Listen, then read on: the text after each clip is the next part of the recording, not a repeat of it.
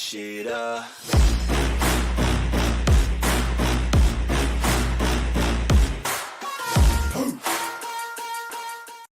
What is your profession? I would like to inform the Filipino people that Pastor Apollo C. Quiboloy has decided to submit himself to the folds of law, even if he was supposedly awaiting the results of the legal remedies that his lawyers have resorted to in order to prove his innocence. No?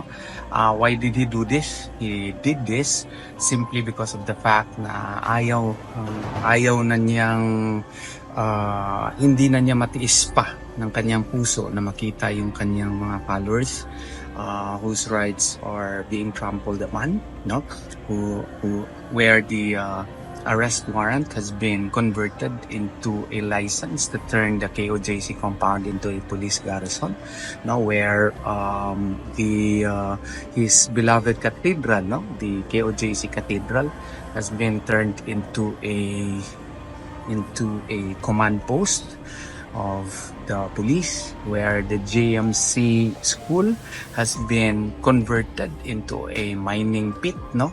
And one of his members died, scores got injured, and his vehicles, or the company's vehicles affiliated with him, have been illegally confiscated, no?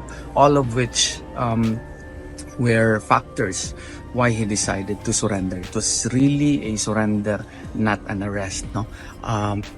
And in my post, Pastor Apollo C. Quiboloy decided to extend his heartfelt gratitude to the Philippine Army, no? Specifically the ISA, who actually was instrumental, no? To General Hambala, to Colonel Ruiz, no? To Colonel Cabading, and the police officers who helped us, such as General Macapas, no? General Francisco. I would like to make mention also of retired Colonel Sosa and Colonel Chulijun Kaduyak, Major Edgardo Bahan, Colonel Mangahis, no? And most especially the good general, no? Major General Benjamin Silo of the Eastern Command of the PNP, because they were really instrumental in convincing Pastor Apollo C. Quiboloy to submit to the folds of the law.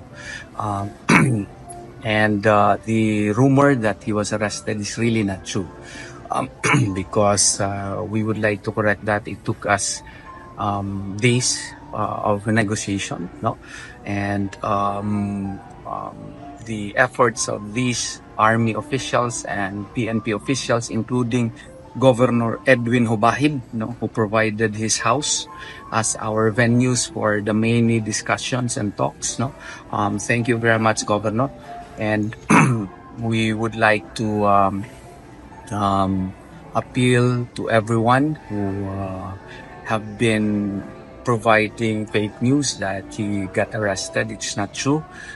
Please be guided that he voluntarily surrendered to the folds of the law, and that is the real news of the matter, and even the PNP acknowledged that, no?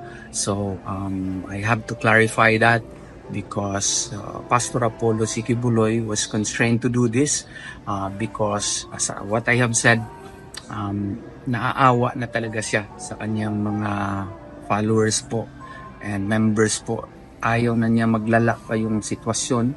So maski na may tsansa sana na mag-grant yung aming mga remedies, pwede po sana na mapa-dismiss ng makapagbigyan kami ng Court of Appeals, yung certiorari namin, ma-nullify yung warrant of arrest at saka information. Hindi na niya hinintay yun.